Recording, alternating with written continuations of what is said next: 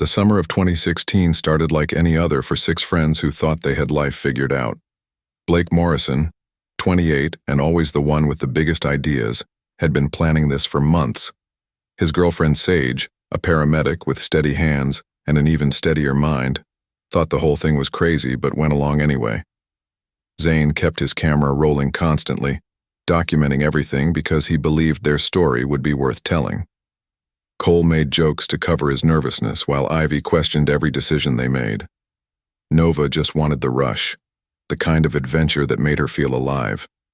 They called themselves survival experts, but the truth was none of them had ever spent more than a weekend in the real wilderness. This was going to be 30 days in the remote forests of northern Oregon, completely cut off from civilization, filming everything for their online channel. The plan was simple: survive, document, and hopefully gain enough followers to make this their full-time job.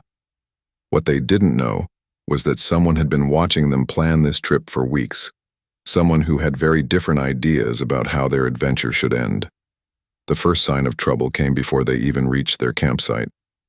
At the small gas station in Cascade Falls, the last stop before the wilderness, they met Wade Brennan. He introduced himself as a local guide, said he knew these mountains better than anyone. There was something immediately unsettling about Wade. His smile never reached his eyes, and he stood too close when he talked. His clothes were old and dirty, like he hadn't changed them in weeks. When Blake mentioned their planned route, Wade's expression darkened.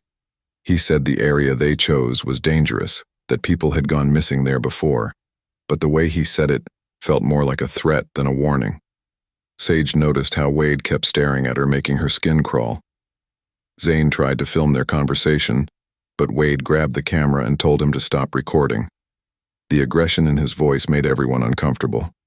Cole tried to lighten the mood with a joke, but Wade just glared at him.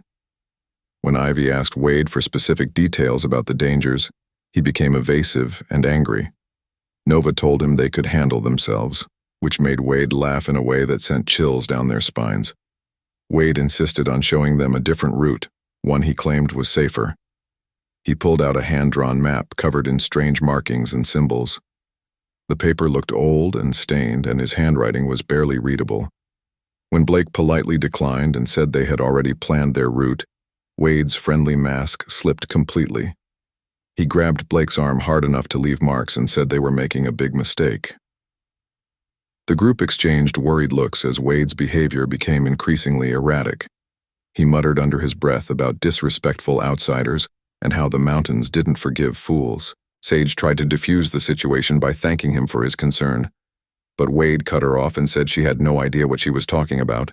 His eyes were wild as he warned them about ancient territories that shouldn't be disturbed. When Zane asked what he meant by that, Wade just smiled that cold smile again and said they would find out soon enough.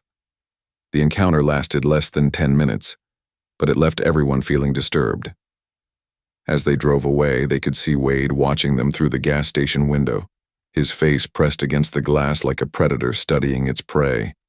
If you can't stand manipulative people who try to control others through fear and intimidation, hit that subscribe button. Only bullies and creeps like Wade won't subscribe because they don't want you to hear the truth about what really happened next. The group tried to shake off the weird encounter with Wade as they drove deeper into the forest. Blake kept insisting that Wade was just some local crazy person trying to scare tourists. Sage wasn't convinced, but she didn't want to be the one to ruin their plans before they even started. Zane reviewed the footage he had managed to capture before Wade stopped him, and even on camera, Wade's behavior looked threatening and unhinged. Cole made jokes about backwoods weirdos, but his laughter sounded forced. Ivy suggested they should reconsider their route, maybe find a different area entirely. Nova called her paranoid and said they weren't going to let some creepy old man ruin their adventure. The debate continued as they reached the trailhead, but Blake had already made up his mind. They were going to stick to their original plan no matter what some local freak had to say about it. The hiking trail was more challenging than they expected. Their packs were heavy with camera equipment, survival gear, and enough food to last 30 days if they were careful. The first few hours went smoothly as they documented their journey into the wilderness. Zane captured beautiful shots of the dense forest canopy and pristine streams. Everyone seemed to relax as they put distance between themselves and their uncomfortable encounter with Wade. But as the afternoon wore on and they climbed higher into the mountains, the feeling of being watched never left them. Sage kept looking over her shoulder, convinced she saw movement in the trees. When she mentioned it to the others, they told her she was just spooked from meeting Wade. But even Blake had to admit that something felt off about the forest. It was too quiet, like all the wildlife had suddenly disappeared. The usual sounds of birds and insects were missing, replaced by an eerie silence that made their voices sound too loud. As evening approached and they searched for the perfect spot to set up their base camp, none of them realized that Wade had been following them the entire time, staying just far enough behind to remain hidden while he planned his next move. They found their campsite just as the sun began to set behind the mountain peaks. It was a small clearing surrounded by towering pine trees, with a stream running nearby that would provide fresh water. Blake declared it perfect for their 30-day challenge, and everyone began setting up their tents and equipment. Zane positioned cameras around the perimeter to capture everything, including motion-activated night vision cameras that would record while they slept. The group worked together efficiently, their earlier tension from the Wade encounter seeming to fade as they focused on the task at hand. Sage organized their medical supplies, while Ivy carefully rationed their food stores. Cole gathered firewood and Nova tested their water purification system. For a few hours, everything felt normal and exciting, like the adventure they had originally planned. But that feeling wouldn't last long. On their third night in the wilderness, Wade appeared at the edge of their camp like a ghost materializing from the darkness. None of them heard him approach, which should have been impossible given how dry the forest floor was. One moment, they were sitting around their campfire sharing stories and planning the next day's activities, and the next moment, Wade was standing just outside the circle of light, watching them with those cold, calculating eyes.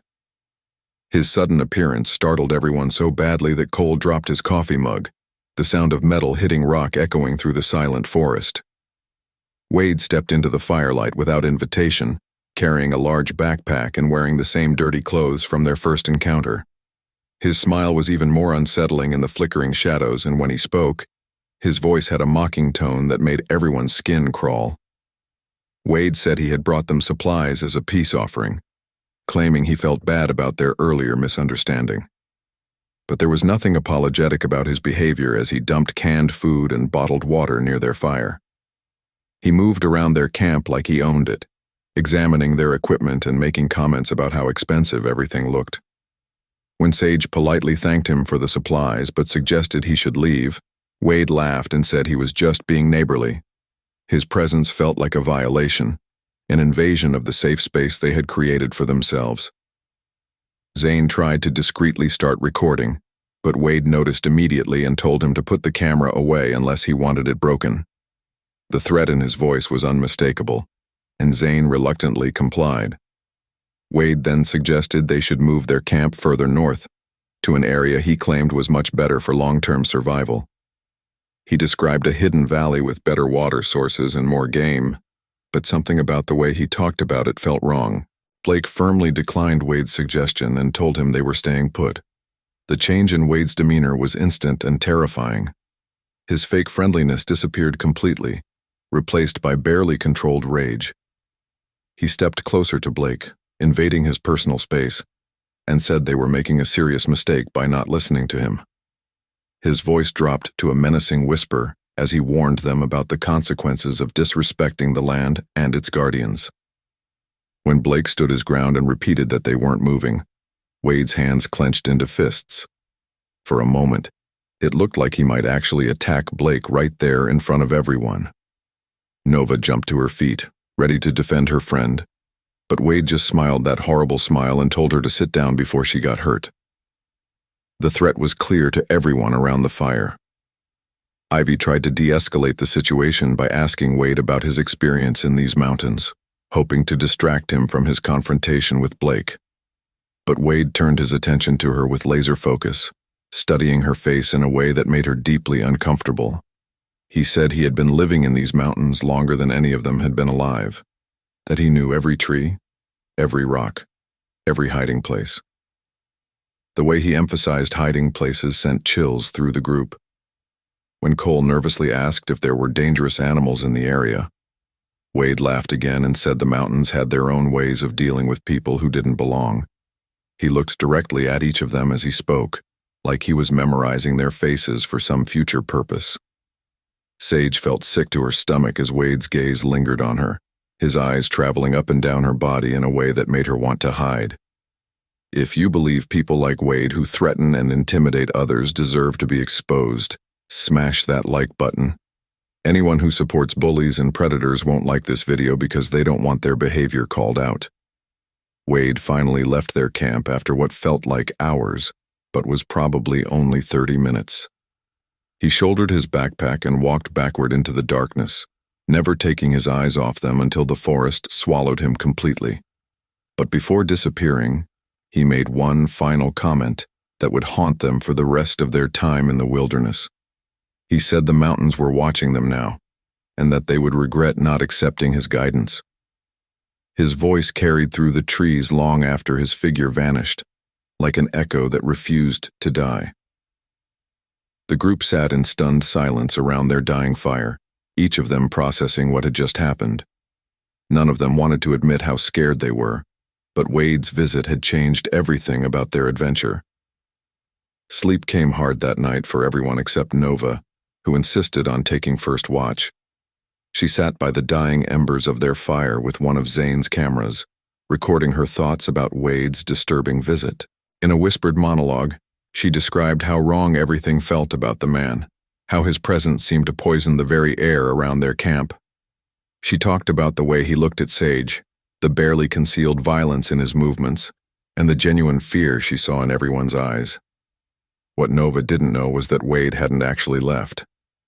He was watching her from the tree line, close enough to hear every word she spoke into that camera. Nova's watch lasted until dawn, but she wasn't alone. Every few minutes she caught glimpses of movement in the trees, shadows that didn't belong to swaying branches or small animals.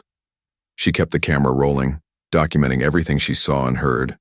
Strange sounds drifted through the forest throughout the night, footsteps that seemed to circle their camp at a distance, always staying just beyond the reach of her flashlight.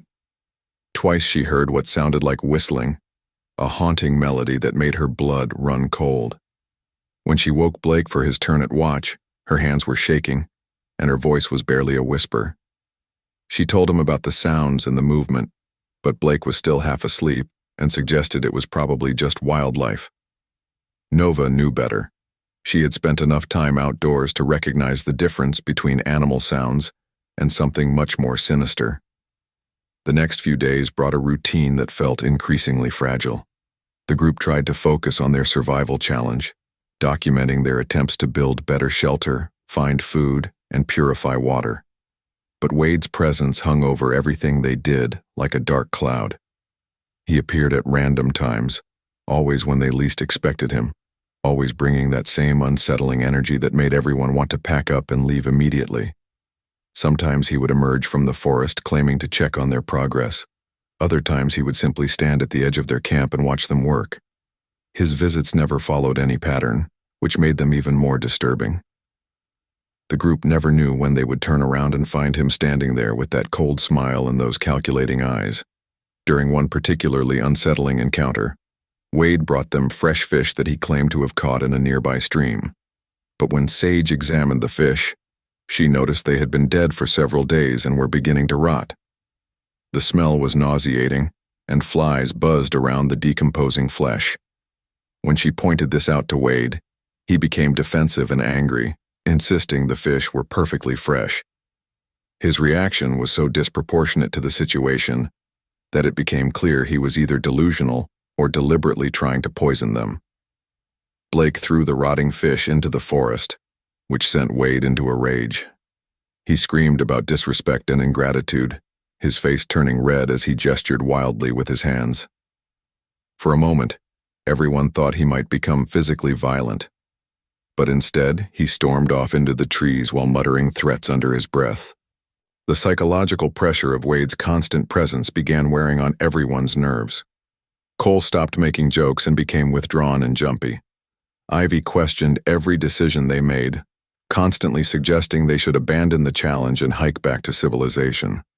Nova's usual confidence was replaced by paranoid vigilance, and she insisted on carrying a knife at all times. Sage documented everything in a journal, trying to maintain some sense of normalcy, but her entries became increasingly focused on Wade's disturbing behavior. Blake struggled to maintain his leadership role while dealing with his own growing fear and the group's deteriorating morale. Zane filmed obsessively, as if having everything on camera would somehow protect them from whatever Wade was planning. On their 10th day in the wilderness, Wade's behavior escalated to a new level of disturbing. He arrived at their camp in the middle of the afternoon, carrying a dead rabbit that had been skinned and prepared for cooking. But instead of offering it as food, he hung it from a tree branch directly above their fire pit, letting the blood drip into the ashes below. When Blake demanded to know what he was doing, Wade said he was leaving them a gift to show his appreciation for their friendship. The way he said friendship made everyone's skin crawl, like he was describing something twisted and unnatural. Sage tried to cut the rabbit down, but Wade grabbed her wrist hard enough to leave bruises and told her not to touch his offering. The physical contact crossed a line that terrified everyone, especially when Wade held onto Sage's wrist longer than necessary while staring into her eyes. Comment: Wade is a predator. If you think people who threaten and assault others should be locked up. Only creeps and bullies like Wade won't comment because they don't want to admit what they really are. The rabbit incident marked a turning point in the group's relationship with Wade. They were no longer dealing with just an annoying local who wouldn't leave them alone. This was someone who was clearly unstable and potentially dangerous, someone who seemed to be escalating his behavior with each visit. That evening, Blake called a group meeting to discuss their options. Everyone agreed that Wade's behavior was getting worse and that they needed to take action to protect themselves. Some wanted to pack up immediately and hike back to their car, but others argued they had come too far to give up now. The debate grew heated as fear and frustration boiled over into arguments between friends who had never fought before. Zane suggested they should document everything Wade did and turn the footage over to police when they returned to civilization. He believed they had enough evidence to show that Wade was stalking and harassing them, possibly even planning to harm them. But Blake worried that involving law enforcement might actually make things worse if Wade found out about their plans. They were trapped in the middle of nowhere with no way to call for help, completely at the mercy of someone who clearly had serious mental problems. Ivy pointed out that Wade seemed to know the forest much better than they did, which gave him a huge advantage if the situation turned violent. Nova suggested they should set traps around their camp to alert them if Wade tried to sneak up on them during the night. The group's discussion was interrupted by the sound of whistling coming from the darkness beyond their fire. It was the same haunting melody Nova had heard during her night watch, but now it was much closer and seemed to be coming from multiple directions at once. Everyone froze as the whistling continued, circling their camp like invisible wolves surrounding prey. Zane grabbed his camera and tried to record the sound, but the whistling stopped abruptly the moment he pressed the record button. The silence that followed was more terrifying than the whistling itself. Everyone sat frozen around their fire, straining to hear any sound that might indicate where Wade was hiding in the darkness. Minutes passed like hours as they waited for something to happen, but the forest remained eerily quiet. Finally, Blake whispered that they should all stay together and take turns keeping watch throughout the night. Nobody argued with that plan. They dragged their sleeping bags close to the fire and tried to rest, but sleep was impossible knowing that Wade was somewhere out there in the darkness, planning his next move. Every snapping twig or rustling leaf made them jump, and the normal sounds of the forest became sources of terror. The morning of their 11th day brought no relief from the mounting tension. Wade appeared at dawn, emerging from the forest like he had been waiting all night for the sun to rise. But this time he wasn't alone. Behind him walked another man, older and even more disheveled than Wade, with wild gray hair and clothes that looked like they hadn't been washed in months. Wade introduced his companion as Marcus, claiming he was another local guide who wanted to meet the famous YouTube survivalists. But Marcus never spoke a word, just stood behind Wade and stared at the group with vacant, unsettling eyes. The presence of a second person changed everything, making the group realize they were now outnumbered and even more vulnerable than before. Wade's behavior had become increasingly possessive and controlling. He walked around their camp like he owned it, moving their equipment without permission and criticizing everything they did. When Sage tried to prepare breakfast, Wade told her she was doing it wrong and pushed her aside to take over.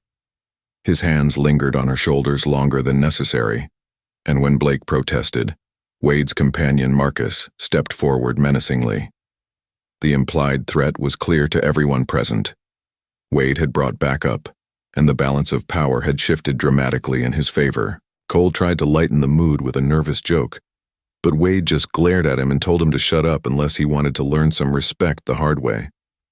The situation deteriorated rapidly when Wade announced that he and Marcus would be staying at their camp permanently to make sure they were doing everything correctly.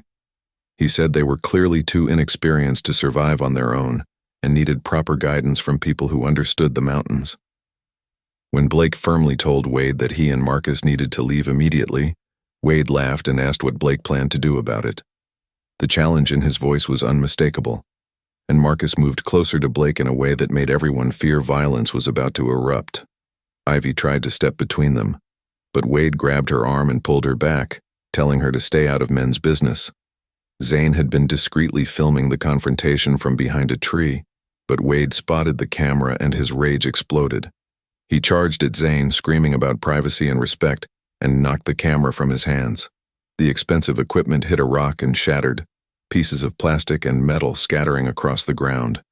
Wade then grabbed Zane by his shirt and shoved him backward, sending him stumbling into their fire pit. Only quick reflexes saved Zane from serious burns as he rolled away from the hot coals. Marcus watched the assault with what looked like amusement, like violence was entertainment to him. The group realized they were dealing with people who had no regard for their safety or well-being. Hit subscribe if you think violent bullies like Wade and Marcus belong in prison where they can't hurt innocent people. Anyone who defends predators and attackers won't subscribe because they don't want justice for victims. Nova had seen enough and decided to take action. She pulled out her knife and told Wade that he and Marcus needed to leave their camp immediately, or she would defend herself and her friends. Wade's response was to laugh and tell her that a little girl with a knife didn't scare him. But when Nova moved into a defensive stance that showed she knew how to use the weapon, Wade's expression changed. For the first time since they had met him, Wade looked uncertain and maybe even a little afraid. Marcus whispered something in Wade's ear that the group couldn't hear, and Wade nodded like he was receiving instructions. The two men retreated to the edge of the camp but didn't leave entirely. Instead, they sat down on fallen logs and made it clear they planned to stay and continue watching the group.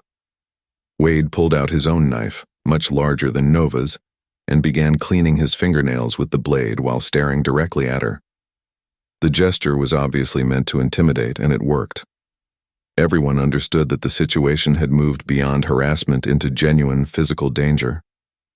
Marcus produced a length of rope from his backpack and began tying knots, while looking at Sage in a way that made her stomach turn. The implications were horrifying and impossible to ignore. Blake gathered the group together and whispered that they needed to pack up immediately and try to hike back to their car. But when they started moving toward their tents, Wade stood up and told them they weren't going anywhere.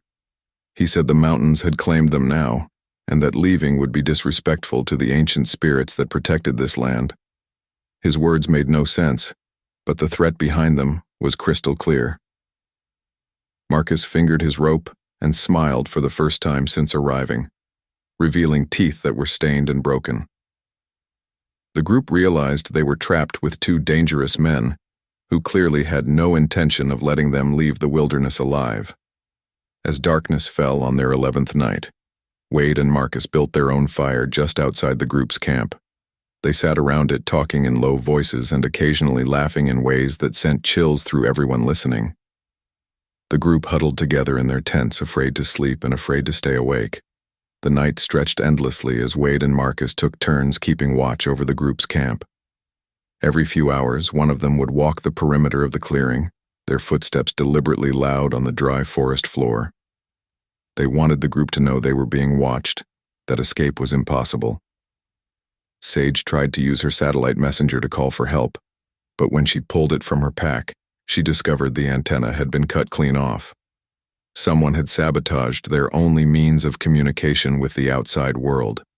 The realization that Wade and Marcus had been planning this for days, maybe even weeks, sent waves of terror through everyone. This wasn't random harassment anymore. This was a carefully orchestrated trap. Dawn brought no relief from their nightmare. Wade appeared at their tent flaps before anyone was fully awake, demanding they come outside for what he called a morning meeting. His voice had taken on a commanding tone that brooked no argument. When Blake tried to refuse, Marcus appeared beside Wade carrying a large hunting knife and asked if there was going to be a problem. The group reluctantly emerged from their tents to find that Wade had rearranged their entire campsite during the night. Their backpacks had been searched, and many of their supplies were missing. Their water purification tablets were gone, along with most of their emergency food rations. Wade explained that he was helping them experience real survival by removing what he called unnecessary comforts. The psychological torture continued throughout the morning as Wade forced the group to participate in what he called survival training exercises. He made them crawl through mud while Marcus timed them with a broken stopwatch, laughing when Ivy scraped her knees on hidden rocks. When Cole complained about the pointless exercise, Wade grabbed him by the hair and forced his face down into the muddy stream. Cole came up sputtering and gasping, terror replacing any remaining defiance in his eyes. Zane tried to help his friend, but Marcus blocked his path and shook his head slowly. The message was clear. They were completely at the mercy of these two dangerous men. Wade's obsession with Sage became more pronounced and disturbing as the day progressed. He found excuses to touch her during the forced exercises, correcting her posture by placing his hands on her body in ways that made everyone uncomfortable. When she tried to move away from him, Wade would grab her arm and pull her back, claiming she wasn't paying attention to his important lessons. His breath was hot against her ear as he whispered instructions that had nothing to do with survival skills. Sage's training as a paramedic had taught her to recognize predatory behavior, and every instinct she had screamed that Wade was escalating toward something terrible. The way Marcus watched these interactions with obvious approval made it clear they were working together toward some horrific goal. As afternoon turned to evening, the group made a desperate decision to attempt an escape. They had noticed that Marcus often wandered away from camp for extended periods, leaving only Wade to watch them. Blake suggested they could overpower Wade while Marcus was gone, take his knife and make a run for it through the forest. It was a dangerous plan with little chance of success, but staying was becoming more dangerous with each passing hour. Nova volunteered to create a distraction, while the others positioned themselves to jump Wade. They waited until Marcus disappeared into the trees on one of his mysterious walks, then put their plan into action. The escape attempt was a disaster from the moment it began. Nova approached Wade pretending to ask questions about edible plants, but he saw through her deception immediately. When Blake and Cole rushed him from behind, Wade spun around with lightning speed and slashed Blake across the chest with his knife. The wound wasn't deep, but it sent a clear message about what would happen to anyone who tried to fight back. Marcus appeared from the forest as if he had been watching the whole time, having never actually left the area. He grabbed Ivy and held his knife to her throat while Wade subdued the others at gunpoint. None of them had seen the weapon before, but Wade pulled an old revolver from his jacket and pointed it at Zane's head. If you can't stand when innocent people are terrorized by sick predators like Wade and Marcus, comment, "Justice for the victims right now." Only psychopaths and criminals won't comment because they support this kind of evil behavior.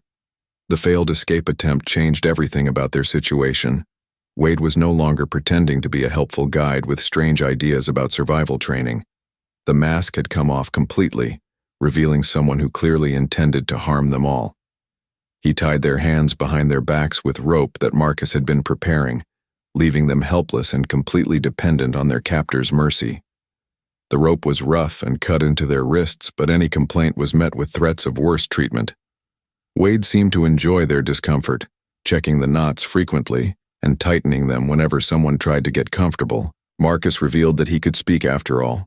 but his voice was a harsh whisper that sounded like he hadn't used it in years. He told disturbing stories about other hikers who had camped in these mountains, people who had disappeared without a trace after refusing to listen to warnings about sacred ground. The way he described their fate made it clear that he and Wade had been doing this for a long time, that they saw themselves as guardians protecting the wilderness from outsiders. But their protection came in the form of violence and murder, twisted into some sick justification for their crimes. As their 12th night in the wilderness began, Wade announced that tomorrow would bring a special ceremony to welcome them permanently into the mountain family. The way he said permanently left no doubt about his intentions. The ceremony Wade described began at dawn on their 13th day, but it wasn't what any of them expected. Wade and Marcus forced the group to sit in a circle around their dead campfire, while Wade performed what he called a cleansing ritual. He walked around them chanting in a language none of them recognized, occasionally stopping to draw symbols in the dirt with a sharp stick.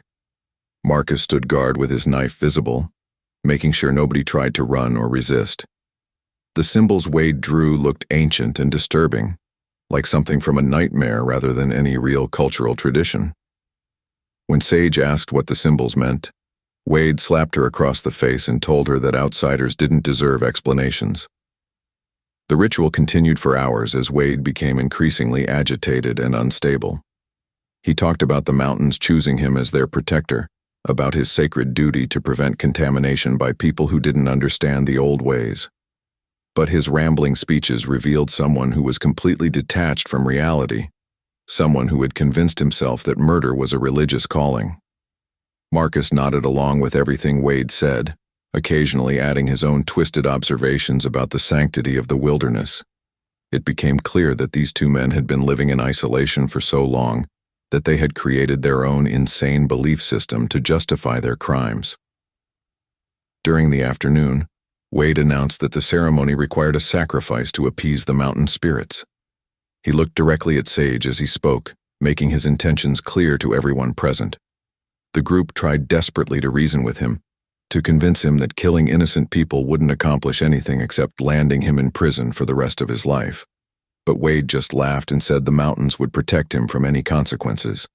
He claimed that dozens of hikers had disappeared in these woods over the years, and that nobody had ever connected their deaths to him.